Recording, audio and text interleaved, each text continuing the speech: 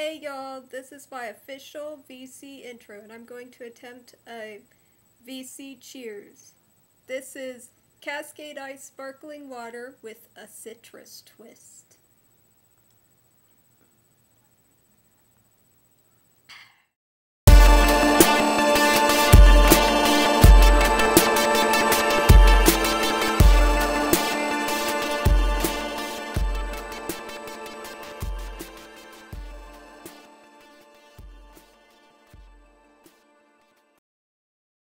My name's Amber and I'm from Houston, Texas. My second home is in Ohio, though, where all my relatives are, which I guess you probably didn't know that. Oh, and the song in the intro was done by my friend Will. He made that intro for me under the name Bicycle, and he wanted me to promote it, so the SoundCloud page will be in the description, so check it out. We're listening to Moon. Yesterday was dramatic, today is okay. This was actually my first record.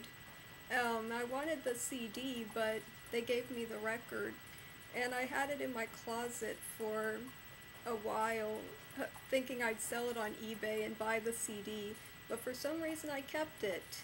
And that brings to the next topic, which is how did I get into vinyl?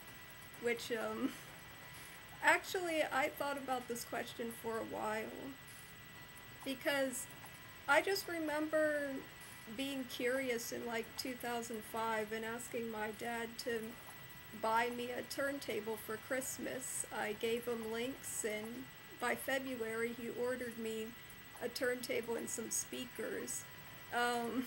I knew nothing about vinyl or turntables. I didn't know you needed a receiver, so I kind of feel for, like people who don't know. I turned it on, and I thought I was like, I looked for the volume control, and then I would put my ear to it, I'd sit there and, like, listen to songs really library quiet, I called it. I said, I'm listening to my records, library quiet. I could kind of hear what they're saying. And then I eventually thought this was stupid, and I thought it needed a DJ mixer, because my dad got me a Gemini TTO1, and I was like, oh, this is a DJ table, it needs a mixer. And I looked at mixers, and they were kind of pricey at this time when I was looking, but I didn't check eBay. But anyway, I thought all this equipment to play something, and so I basically gave up after that. And I don't think it was any fault of Dad's, because he probably thought I had a stereo system or something to hook the speakers and turntable up to, but I just gave up. I didn't have an expedite, I didn't have anywhere to put it, so I kept it in the corner of my room, and I'd sometimes plug it in and listen to my records all quietly, like I said. And then around late last year, I discovered Needle Drop. Again, I'm not like trying to be a super fan here, but he did get me back into music in general, because there was a time when I just didn't feel like listening to my CDs or anything. Like, I just kind of was apathetic, I guess. So I thank him for showing his records in alphabetical order, because just watching them I got so excited about it. So I figured, oh, I'll just get a portable, all-in-one. I saw them being advertised at In Sound and Urban Outfitters, and I was like, you know what, I'm gonna try it out, because they're not that pricey. And this is why I have this Crosley player, which you see. I actually read reviews, and I knew that there was a possibility that they could ruin records. And when I saw this one, I went, oh, it's cute. It has the magnetic cartridge, which is said to be better. And I saw a great deal for it at Walmart, so that's what I have for now. Maybe by Christmas I'll buy a receiver and get out my Gemini again, since I have the expedite, which I could display it on. But for now, I feel like what's the difference? My records play just fine. If you could hear,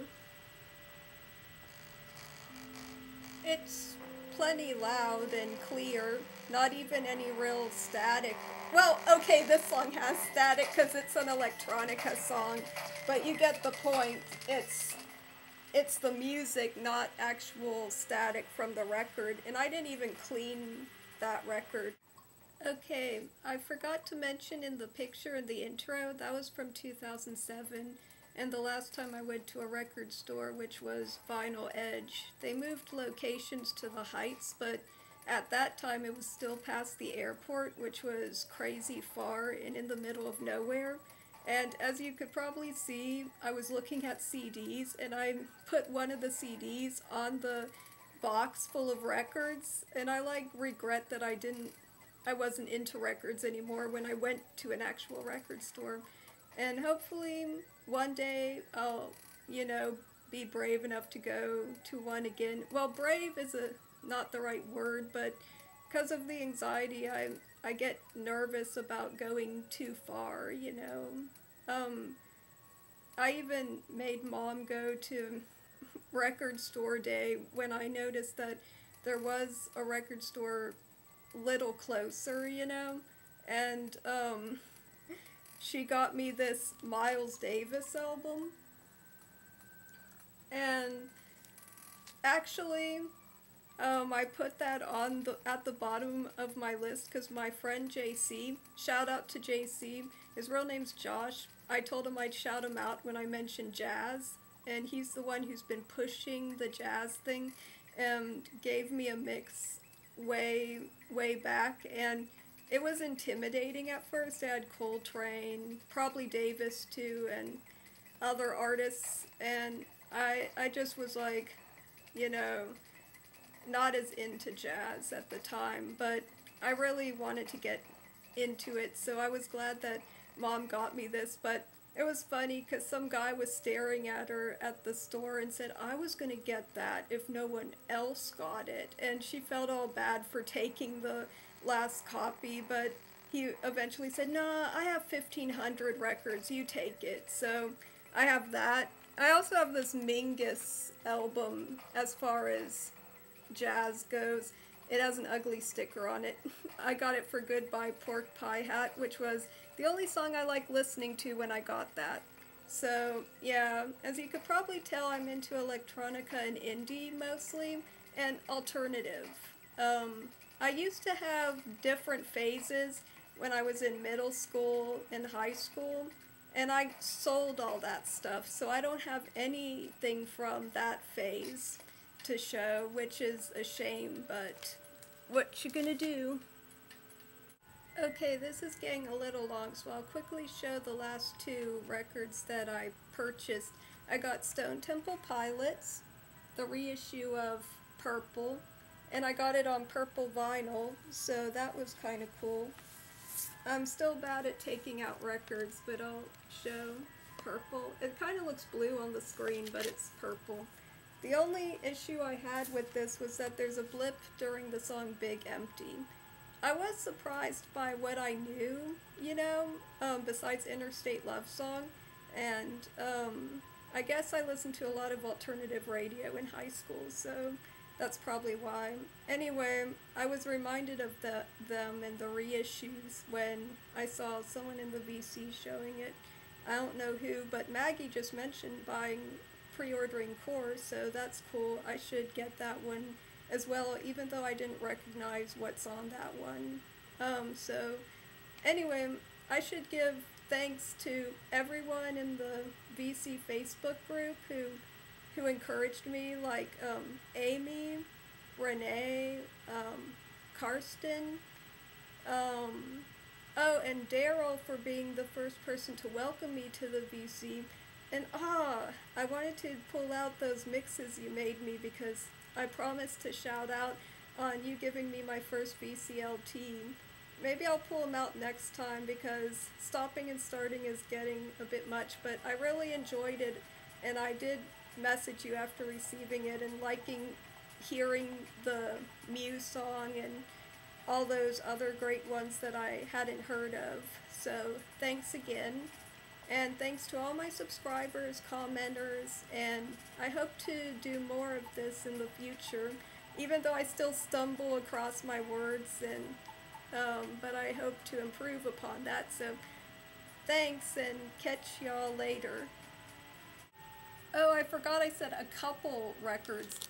I got Boards of Canada too, and it's in a Soundstage Direct plastic sleeves. I'm glad they put those on there, because I don't have any plastic sleeves for my records unless they come with them. I like Reach for the Dead and Cold Earth way better than Campfire Head Phase was for me when I heard that one, so yeah. Oh, and I'm getting pre-orders in soon, so definitely I'll make another video when those come in, and I'll talk more later, for real this time.